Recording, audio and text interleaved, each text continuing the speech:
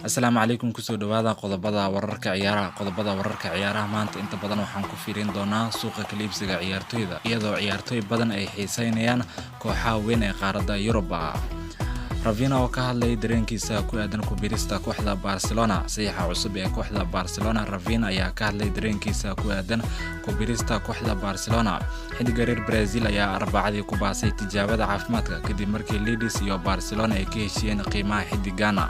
Rafinha ayaa maraya wadadii ay mareen halyeeyo badan oo reer Brazil ah kuwaasi oo u soo ciyaaray kooxda Barcelona. Rafinha ayaa haatan isku diyaarinaya in si rasmi ah loogu soo bandhigo taageerayaasha kooxda Barcelona laguna soo bandhigo garoonka Camp Nou ay ku ciyaarto kooxdaasi. Koulibaly oo tijaabada caafimaadka u maraya kooxda Chelsea. Kooxda Chelsea ayaa qarka u saaran saxiixii labaad ee suuqa kala iibsiga xagaagan iyadoo daafaca kooxda Napoli Kalidou Koulibaly ay tijaabada caafimaadka ay marsiinayaan. Xiddiga Napoli ayaa haatan gaaray magaalada London si uu tijaabada caafimaadka ugu maro Blues ayaa Napoli kala heshiisay qiimaha daafaca dhexe kadib markii ay bixisay lacag gaaraysa 34 milyan. Chelsea ayaa Kalidou Koulibaly u aragtaa mid ka mid ah beddelka xiddigaha Antonio Rodriguez iyo Andres Christensen kuwaasi oo qaab xura uga tagay kooxda. Kalidou Koulibaly oo 31 sano jir ah ayaa u duuli doona dalka Mareykanka markuu tijaabada caafimaadka uu maro si uu ugu biiro kooxdiisa cusub halkaasi tababara ku qaadanaysa. Xiddiga reer Senegal ayaa kulankiisa ugu horeeya oo ciyaari doona Blues Sabtida markay la ciyaari doonaan kooxda Club America. dhanka kale kooxda Chelsea ayaa wadahadalo kula jirta kooxda PSG iyadoo ka doonaysa daafac hore oo la soo shaqeeyay tababaraha kooxda Chelsea ee Thomas Tuchel.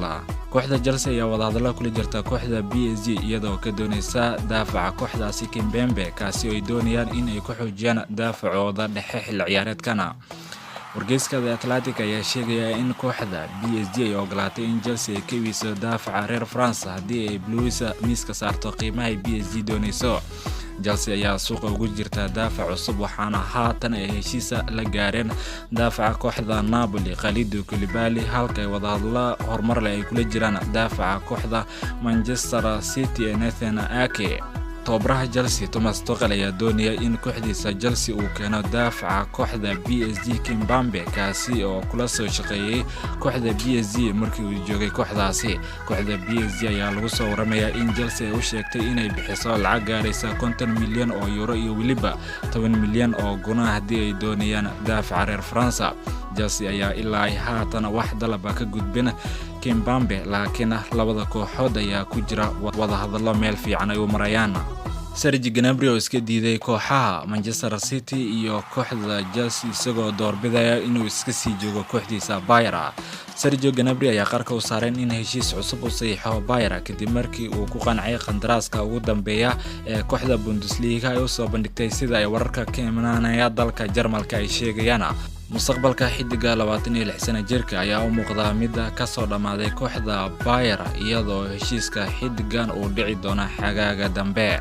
kooxaha Chelsea, Liverpool, Arsenal, Manchester City iyo Real Madrid ayaa dhammaantooda xiise u muujiyay saxiixa xiddigan garabka uga ciyaara kooxda Bayern iyadoo hadda la sheegayo inuu iska sii joogi doono kooxdiisa.